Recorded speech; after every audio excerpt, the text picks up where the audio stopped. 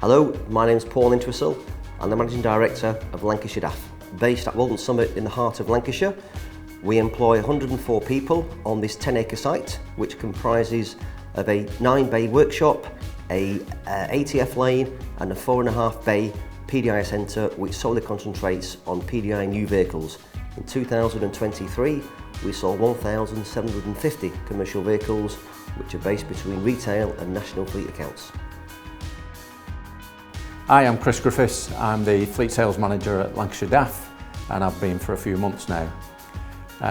I've been in the truck industry for 34 years, ever since leaving school. Most recently at the factory at Leyland. So I was there for 16 years and worked my way up to being Chief Engineer. Fantastic experience.